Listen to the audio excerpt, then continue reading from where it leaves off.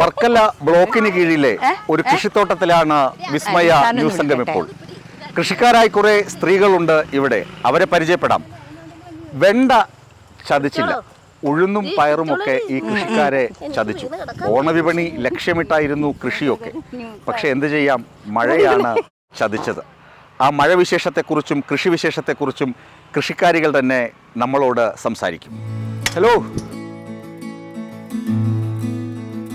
എന്തൊക്കെയാണ് ഇവിടെ നിങ്ങൾ? പയറ്, വെണ്ട, മുളക്, പിന്നെ പൂക്കൃഷിയുണ്ട്, പിന്നെ തക്കാളി. ഇനി ഞങ്ങൾ വഴുതണ അടുത്ത് നടാനായിട്ടുള്ള തയ്യാറെടുപ്പിലാണ്. അടുത്ത ഐറ്റം. നിങ്ങൾ എത്ര കൃഷിക്കാരാണ് ഇവിടെ ഉള്ളത്? ഞങ്ങൾ ഇപ്പോൾ ഇത് ഞങ്ങൾ ബാച്ചായിട്ടാണ്. ഇപ്പം ഞങ്ങളിത് 4 പേരായിട്ടാണ് ചെയ്യുന്നത്. ഞങ്ങളിവിടെ മൊത്തം 11 ടെക്നീഷ്യന്മാരാണ്. വർക്കല ബ്ലോക്കിൻ്റെ കീഴിലുള്ള അഗ്രോ സർവീസ് സെൻറ്റർ, അത് ഞങ്ങൾ ചെമ്മരുതി കൃഷിഭവനിലാണ് അതിൻ്റെ ഇത് സ്ഥാപനം. പക്ഷേ ഓണവിപണി ലക്ഷ്യമിട്ട് നിങ്ങളെല്ലാം കൃഷി ഇറക്കി, പക്ഷേ മഴ ചതിച്ചോ?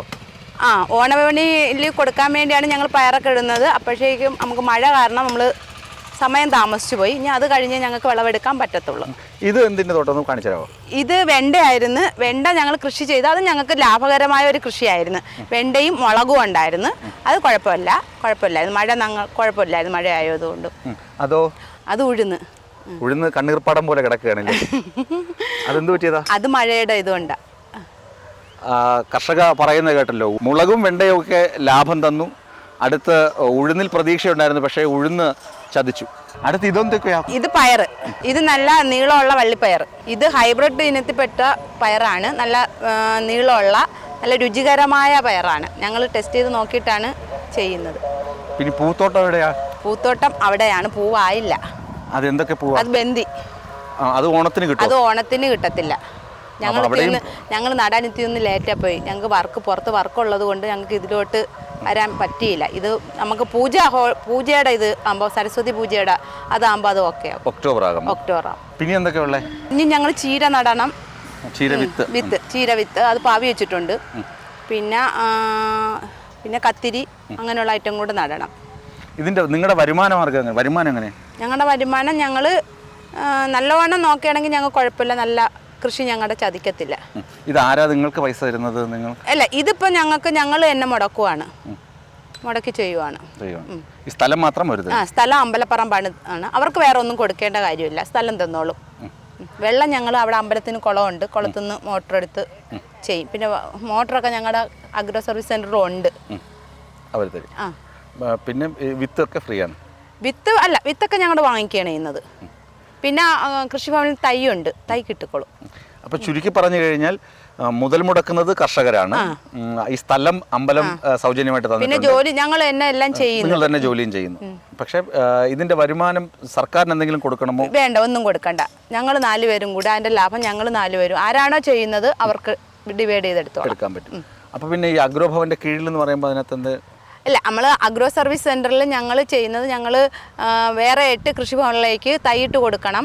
അങ്ങനെയുള്ള പരിപാടിയുണ്ട്. പിന്നെ പുറത്ത് കർഷകർക്ക് ചെന്ന് ഫീൽഡ് വൃത്തിയാക്കി കൃഷി യോഗ്യമാക്കി കൊടുക്കും. അങ്ങനെയുള്ളതുണ്ട്. അതിന് പ്രത്യേകമാണ്. പിന്നെ അല്ലാതെ ഞങ്ങൾ തൈ അതും കൊടുക്കുന്നത് ഞങ്ങൾക്ക് വേറെ ഫണ്ടുണ്ട്. കുറേയധികം സാമ്പത്തിക സഹായം അഗ്രോ തരുന്നുണ്ട്. അതിനുള്ള ഫീൽഡ് വർക്കൊക്കെ നിങ്ങൾ വേറെ ചെയ്യണം. ഞങ്ങൾക്ക് അവിടെ വർക്ക് ഉണ്ടെങ്കിൽ നമുക്ക് അവിടെ ചെയ്യാം. അതിന് പുറമെ ഞങ്ങൾ പുറത്തും കൂടി വർക്ക് കണ്ടെത്തി പോകും. ഇദ്ദേഹത്തിന് പേരെന്തുവാ? എൻ്റെ പേര് നിഷ. ഇപ്പോൾ ആരും കാർഷിക രംഗത്തോട്ട് വരാറില്ല. പ്രത്യേകിച്ച് നിങ്ങൾ കുറച്ച് ചെറുപ്പക്കാർ, യുവതികൾ കാർഷിക രംഗത്ത് നിൽക്കുന്നു.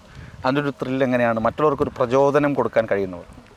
നമുക്ക് ആദ്യം ജൈവ രീതിയിലാണ് നടത്തുന്നത്. നമുക്ക് ആദ്യം എല്ലാവരും പറയുന്ന കൃഷി രീതികൾ നഷ്ടകരമാണെന്നാണ് പറയുന്നത്, പച്ചക്കറി. എന്നാൽ നമ്മൾ 4 പേരായിട്ട് ഇറങ്ങിയപ്പോൾ നമുക്ക് മനസ്സിലായത് ലാഭകരമാണ്. നമുക്ക് ഈ ഫീൽഡിൽ പിടിച്ചു നിൽക്കാൻ പറ്റും. അങ്ങനെ ഒരു വീട്ടിലൊക്കെ നടന്നു പോകുമോ? അപ്പോൾ നമുക്ക് ഒരു ഇവിടുത്തെ ജോലിക്കോടൊപ്പം ഒരു സൈഡ് ബിസിനസ്സായിട്ട് നമുക്കിത് നല്ലൊരു വരുമാനമാണ്. ഇപ്പോൾ ഓൺലൈനായിട്ട് പച്ചക്കറി വിൽക്കുന്ന വീട്ടമ്മമാരാണ്. ഇപ്പം അവർ പക്ഷേ ഹോൾസെയിൽ പച്ചക്കറി വാങ്ങിയിട്ട് ഫ്രഷ് വെജിറ്റബിൾസ് കൊടുക്കുന്നതാണ്. നിങ്ങളങ്ങനെ ഓൺലൈൻ വഴി സാധ്യത നോക്കിയിട്ടുണ്ട്? അല്ലല്ല, നമുക്ക് പരിചയക്കാർ വിളിച്ചു മുമ്പേ പറയും നമുക്ക് ഇന്നത് വേണമെന്ന് പറയും. പിന്നെ കൂടുതലും നമുക്ക് ഇവിടെ ഫ്രണ്ടിൽ തന്നെ വെച്ചാണ്, കൃഷിഭവൻ്റെ ഫ്രണ്ടിൽ വെച്ച് തന്നെയാണ് നമ്മൾ കച്ചവടം ചെയ്യുന്നത്. ആൾക്കാർ ഇങ്ങോട്ട് വന്ന് നമ്മളിത് പിച്ചെടുക്കുന്ന സമയം നോക്കി വന്ന് മേടിക്കാൻ ആൾക്കാരുണ്ട് നമുക്കിവിടെ. അതുകൊണ്ട് നമുക്ക് കച്ചവടത്തിനൊന്നും ബുദ്ധിമുട്ടില്ല. നല്ലപോലെ മാർക്കറ്റിംഗ് നടക്കുന്നുണ്ട്. ഈ ഓണത്തിന് കച്ചവടം ചെയ്യാൻ പറ്റുന്നില്ല, അല്ലെങ്കിൽ സാധനം കിട്ടാത്തതിൽ വിഷമമുണ്ടോ? നമുക്ക് സങ്കടമൊന്നുമില്ല. ഇത് കഴിഞ്ഞ് നമ്മൾ അപ്പുറം നമ്മൾ കിട്ടുള്ളൂ. ഓണ സീസണൊക്കെ നമുക്ക് കച്ചവടം അല്ലാതെ ഓണത്തിന് ഏതെങ്കിലും സൂപ്പർ മാർക്കറ്റ് അങ്ങനെ പോകത്തുള്ളൂ. ഇതാകുമ്പോൾ അല്ലാതെ നമുക്ക് സെയിൽ നടക്കും. ഉഴുന്നുപാടം ചതിച്ചെങ്കിലും ഈ കർഷകർക്ക് പ്രതീക്ഷ ഒട്ടും മങ്ങിയിട്ടില്ല. അവർക്ക് ജമന്തിപ്പൂക്കളുടെ തോട്ടം തയ്യാറാക്കി വരുന്നു. അത് പൂജാ സീസൺ ആകുമ്പോൾ വിൽപ്പനയ്ക്ക് തയ്യാറാകും. അതുപോലെ തന്നെ ടൊമാറ്റോ, അതുപോലെ ചീര, അങ്ങനെ വിഭവസമൃദ്ധമായ ഒരു പച്ചക്കറി തോട്ടവും പൂന്തോട്ടവും ഒക്കെയാണ് ഇവിടെ ഉള്ളത്. അതിൻ്റെ നടുവിലാണ് ഞാനുള്ളത്. ആ കൃഷിയൊക്കെ ആരംഭിക്കുന്നതേ ഉള്ളൂ. മഴ കാരണമാണ് ഈ കർഷക സ്ത്രീകളുടെ കൃഷി വൈകിപ്പോയത്. ഏതായാലും വളരെ നല്ല ഒരു കാഴ്ച.